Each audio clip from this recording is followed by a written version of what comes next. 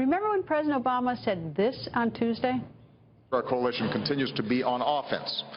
ISIL is on defense, and it's now been a full year since ISIL has been able to mount a major successful offensive operation in either Syria or Iraq.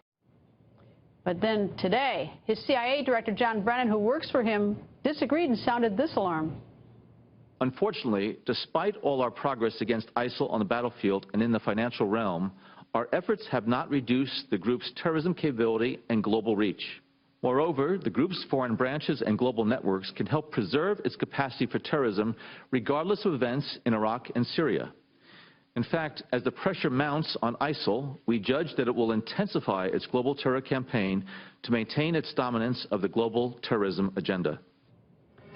South Carolina Senator Lindsey Graham goes on the record. Nice to see you, Senator. Thank you. Senator John McCain said earlier today that President Obama is directly responsible for Orlando attack, but then he clarified it a little bit later in a tweet saying, to clarify, I was referring to President Obama's national security decisions that have led to the rise of ISIL, not to the president himself. Right. Where are you on this? Well, John's right about that. There would be no ISIL without Obama's decision to leave Iraq.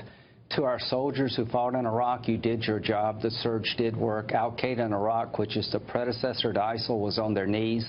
The military advised President Obama to leave 10,000 troops in Iraq and we can stabilize it. He pulled them all out.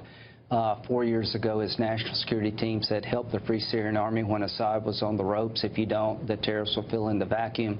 So the decision to abandon Iraq, not help the Free Syrian Army 3 or 4 years ago, gave ISIL a foothold in Syria and Iraq, and the rest is history. So Barack Obama is to blame for the rise of ISIL. He has dismantled the ability to defend this country. We no longer interrogate terrorist suspects. We read them their rights and put them in federal court. We're going to have less FBI agents in 2017 than we did in 2013. In that regard, I blame President Obama.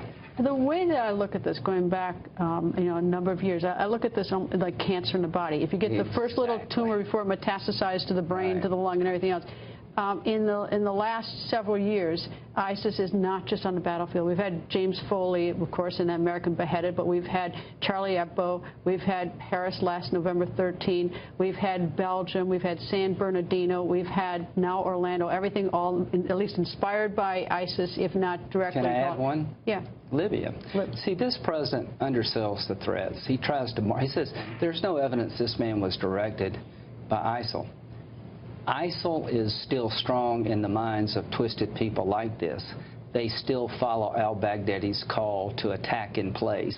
So without a caliphate, without al-Baghdadi having land and control, he would not be a winner in the eyes of this crazy guy in Orlando. So it was a directed attack in the sense that people like this man believe ISIL, they're winners. What Secretary Clinton said earlier this week in her speech, she said that we need to destroy ISIS, which I agree, instead of contain. I saw that as a reference to the president's foreign policy. It is a rebuke of his foreign policy. His goal is to destroy ISIL. Here's the one thing I can promise you. When his term is over, ISIL will still be in Iraq and Libya. But if you listen to his CIA director, the war has escalated. The war has escalated. The interview should be that you got a president who doesn't want to escalate the war. The enemy is getting stronger and we're getting weaker. And Brennan is saying, in spite of what you hear from the president, I'm being overloaded in terms of trying to protect the nation from ISIL fighters. No matter what the president's telling you about Iraq and Syria, there are more of these guys than I can handle. There are going to be less FBI agents in 2017 than there were in 2013. We're destroying our defense budget. What Brennan is telling you that the president is not being honest with you about the nature of the threat. We're actually being overwhelmed. We're not. You say he's not being honest. Is he lying?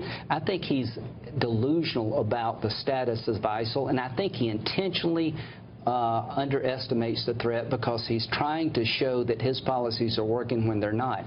He has this model of trying to lead from behind.